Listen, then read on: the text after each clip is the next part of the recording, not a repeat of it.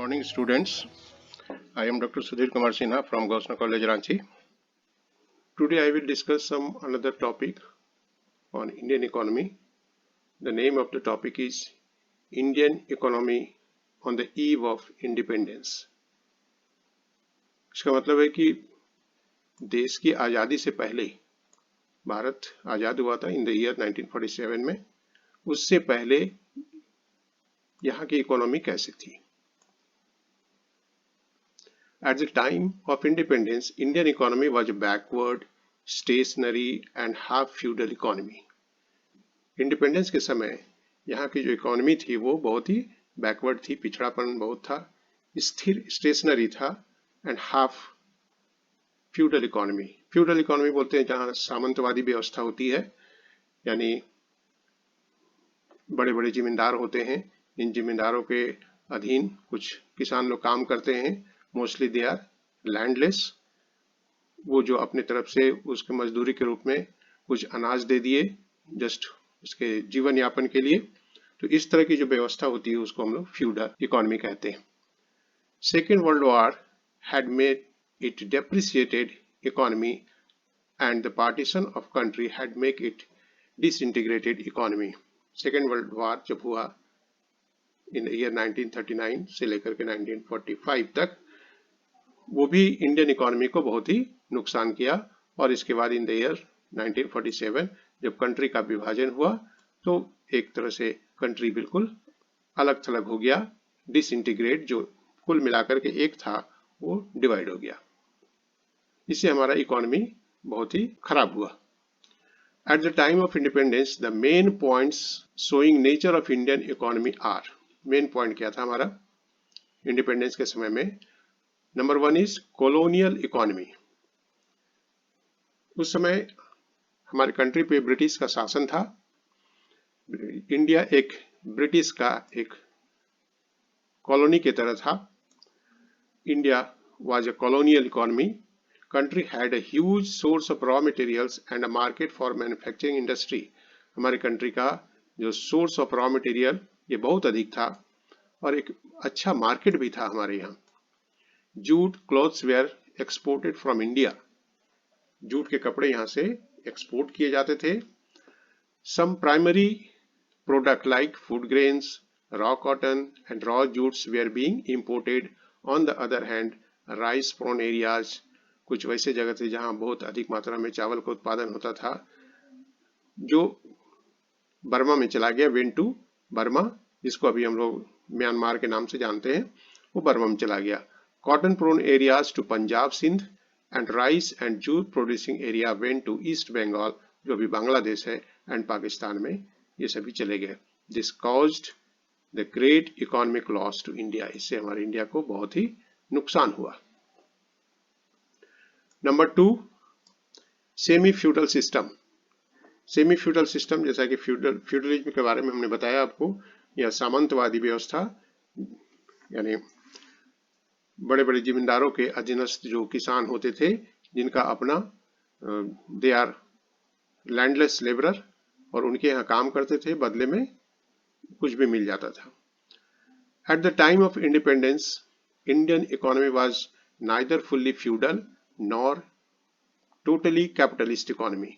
ना ये पूरी तरह फ्यूडल था और ना ही कैपिटलिस्ट इकोनॉमी था। It was a mixed economy which may be called semi feudal.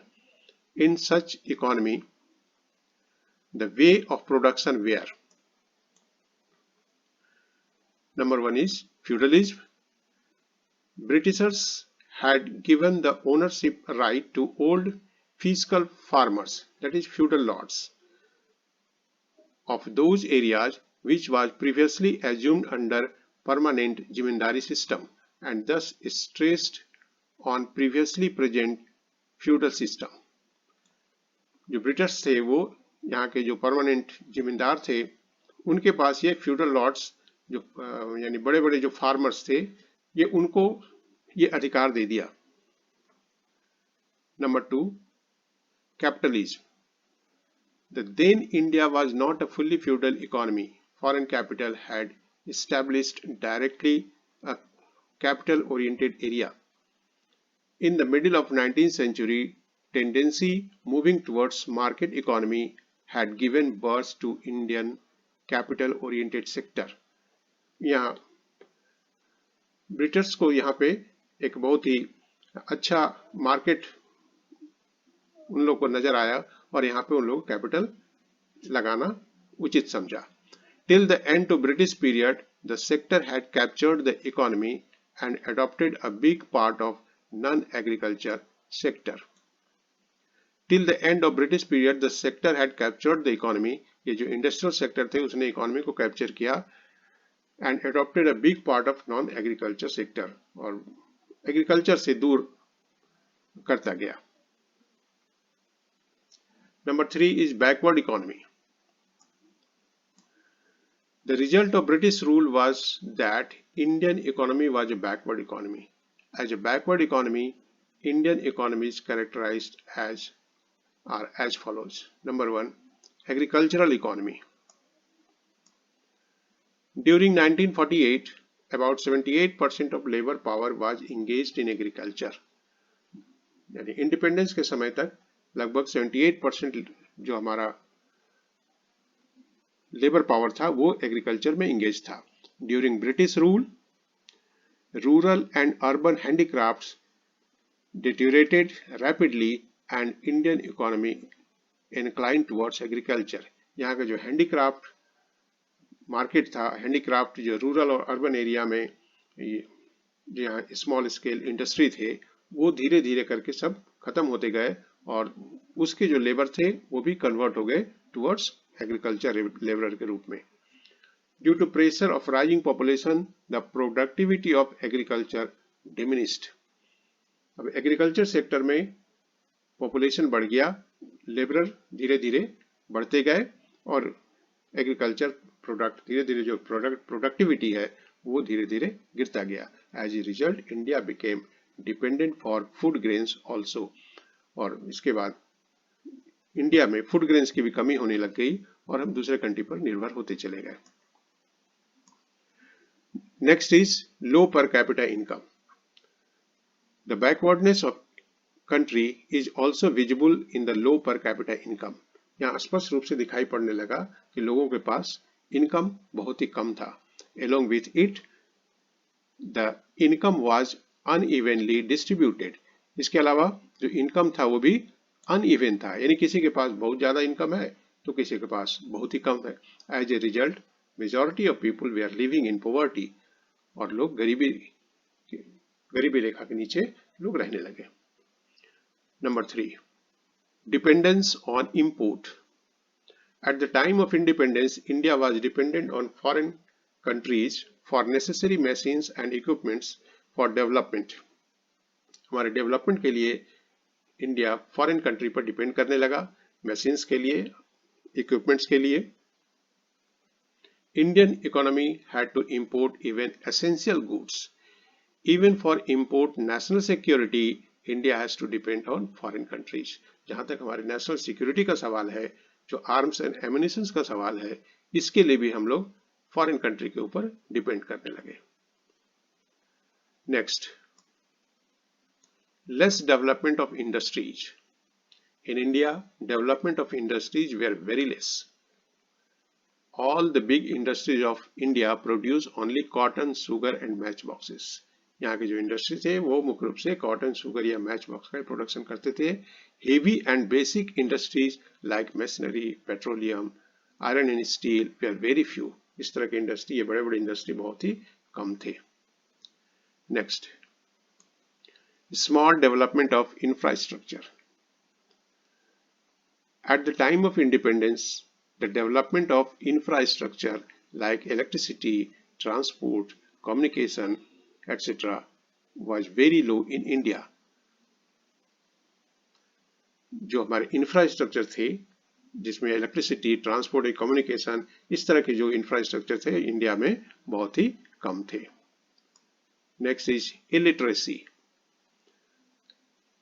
In the last census of British period in 1941, British के द्वारा जो 1941 में जनगणना कराया गया था, living the children below 10 years only 17% of total population were illiterate. अगर 10 साल से कम उम्र के बच्चों को छोड़ दिया जाए तो बचे हुए जो पॉपुलेशन थे उसमें मात्र 17% ही लिटरेट थे। The literacy percentage in rural area and among women it was below average. Rural areas में या वुमेन में ये एवरेज से भी नीचे था। Now next is a small proportion of urban population. ज्यादातर लोग गांव में रहते थे, बहुत कम लोग शहरों में थे। During independence, most portion of the population lived in villages. Till 1948, only 14% population lived in urban areas and 86% lived in rural areas. 86% population rural areas यानी गांव में रहते थे। In rural areas, people have very less amenities. इनके पास साधन बहुत ही कम थे। People were illiterate and their living standard was very low. वहाँ के लोग अशिक्षित थे और उनका जो स्टैंडर्ड ऑफ लिविंग था बहुत ही कम था, बहुत ही पुअर था। Next is high death rate and birth rate. Eight the time of independence birth rate and death rate were very high. In 1931 to 41 इस डिकेड में बर्थ रेट वाज 45.2 पर thousand and death rate was 37.2 पर thousand. तो ये बहुत ही high birth rate था उस समय और डेथ रेट भी उतना ही हाई था। Next is low rate of capital formation. Capital formation का रेट बहुत ही कम था, बहुत ही पुअर था। Before independence the rate of capital formation was very low. That time capital formation was 6.8% of net domestic product and saving rate was 7%. Only 7% saving था और उसमें से 6.8% हमारा कैपिटल फॉर्मेशन था। तो लोगों का जो इनकम था वो बहुत ही पुअर था, तो फिर सेविंग होना बहुत ही मुश्किल बात थी। Now next point is economic stagnation, यानी स्थिर हो जाना। हमारी जो अर्थव्यवस्था थी वो स्थिर हो गई थी। Stagnation means lack of development. स्थिर हो जाना यानी डेवलपमेंट का रुक जाना। During British rule the stagnation of Indian economy means lack of development in Indian economy. In reality British government was adopted such policies in India so that coordinated development of Indian economy may not be possible. वो British government इस तरह का policy बनाते थे कि India का development ना हो सके। इसके अलावा हमारे कंट्री का पुअर इकोनॉमिक व्यवस्था का अनदर रीजन था countries partition and it's economic effect. हमारे कंट्री का जो विभाजन हुआ हिंदुस्तान और पाकिस्तान के रूप में, उसका भी असर हमारे इकोनॉमी पे बहुत पड़ा। Although partition of India was a political event but it's economic impacts were very wide. ये तो एक पॉलिटिकल इवेंट था, पॉलिटिकल घटना थी, लेकिन फिर भी इसका इकोनॉमी के ऊपर बहुत ही गहरा प्रभाव पड़ा, बहुत ही बड़ा प्रभाव पड़ा। The main economic effects of partition of India were following. Number 1, distribution of industrial activities. जो हमारे इंडस्ट्रियल एक्टिविटीज थे, different type of industrial activities थे, उसका डिस्ट्रीब्यूशन किस तरह से हुआ। After partition India got 77% land area of undivided India and 82% of population। जो अनडिवाइडेड इंडिया का जो टोटल लैंड था उसका 77% लैंड इंडिया को मिला और टोटल पॉपुलेशन का 82% पॉपुलेशन इंडिया को मिला। In its comparison, India got 91% of industrial sector and 93% of employed labor। तो इंडस्ट्रियल सेक्टर हमारे पास 91% आए और employed labour 93%। Therefore, after partition, India got most of the industries of undivided India। तो इस तरह से तो मैक्सिमम इंडस्ट्री हमारे इंडिया में आ गए, but maximum areas of raw material sources of these industry went to Pakistan. लेकिन इस इंडस्ट्री को जो रॉ मटेरियल्स का जो सोर्सेस था, जहां से इन्हें रॉ मटेरियल मिलता था, वो अधिकतर पाकिस्तान में चला गया, which created a heavy loss for cotton and jute industry। और इस तरह से कॉटन एंड जूट इंडस्ट्री को बहुत ही बड़ा नुकसान हुआ। इन्हें रॉ मटेरियल नहीं मिलने लगा, जिसका नतीजा हुआ कि इंडस्ट्री धीरे धीरे बंद होने लगा।